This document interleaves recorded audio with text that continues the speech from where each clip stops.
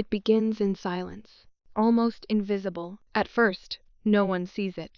You're 7 years old, staring at a parent who is crumbling before your eyes. Maybe it's the grip of addiction. Maybe it's the fire of anger. Maybe it's the heavy emptiness of someone too wounded to truly be present. And in that moment, without being taught, something ancient stirs inside your young mind. If I don't keep this together, no one will. This is how a child fades, not in body, but in spirit. They laugh more to ease the tension. They swallow tears before they can fall. They learn to study the room, to measure every breath and word before it ever escapes their lips.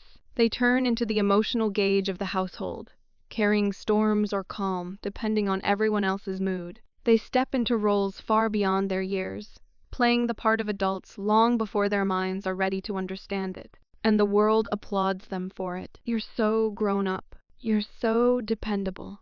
You're so strong. But no one pauses to ask, what did it cost? This is the silent grief of those who were forced to grow up too soon. And here's the truth, it doesn't simply disappear with age. It lingers. It shapes how you love, how you work, how you measure your own value. Without awareness, you'll spend adulthood trapped in the very survival patterns that once protected you, but now quietly drain the life from you. So let's pull the curtain back. What's really happening beneath the surface? When children are expected to carry the emotions of adults instead of being carried themselves, psychologists have a name for it: parentification. It's when a child steps into roles they were never meant to carry: the caretaker, the fixer, the mediator, the shield against chaos. This isn't just unfair. It alters the wiring of the brain. When a child is asked again and again to manage emotions, theirs or someone else's, their body adapts. It learns hypervigilance, a constant scanning of the environment, always braced for danger. You tiptoe through the day. You measure every word, every look. You start to believe that love is earned, a bargain struck in silence. If you give harmony, maybe, just maybe, you'll be granted safety. Your own needs? Dangerous. Theirs? Always urgent. So you vanish, not physically, but inwardly. And in that hollow space, a version of you forms. The good child, the reliable achiever, the quiet listener, the loyal friend who never asks for anything. You wear this mask so well, even you forget it's a disguise. But deep within, something pulses, a hidden ache, a silenced voice whispering, "Why didn't anyone protect me?" As the years pass, the consequences deepen. Maybe you become fiercely independent, refusing help, pushing people away. Maybe intimacy feels unsafe, and joy feels counterfeit, undeserved, almost threatening. Perhaps you find rest impossible, because productivity has always been your proof of worth. And the cruelest part? You may not even see it. When dysfunction becomes the backdrop of childhood, the nervous system memorizes it as normal. Chaos feels familiar. Stillness feels unsettling. Love feels like a debt you'll be forced to repay. This is not mere sadness. It is complex trauma, a wound that reshapes how you see others, and more painfully, how you see yourself. And so the question rises, why would any child step into such a role willingly? Because children will trade anything for connection, even themselves. It isn't a decision. It isn't conscious. It's biology. When safety is missing, authenticity is the first sacrifice. Belonging takes its place.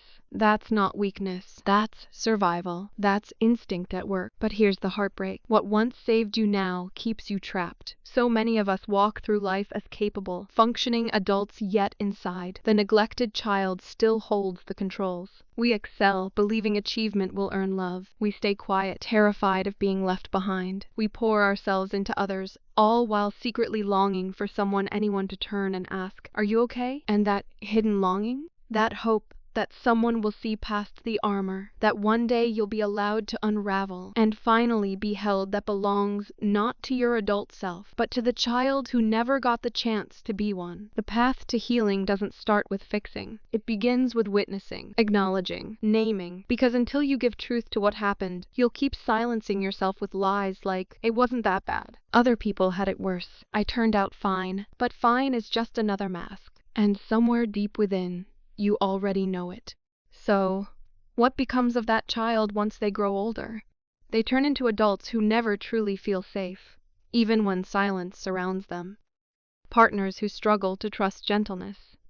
Givers who cannot accept what is given back. They apologize for tears. They shrink from kindness. They confuse exhaustion with accomplishment. This is the hidden cost of growing up too soon.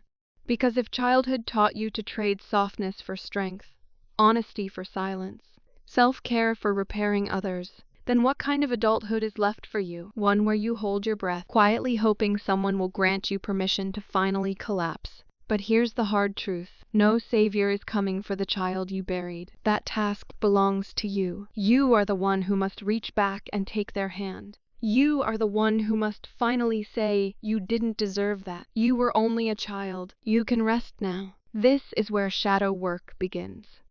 Not fixing. Not pretending. Not hiding pain behind hollow positivity. But turning toward the abandoned corners of yourself and saying, I see you. I hear you. And I'm not leaving. And yes, this work is brutal.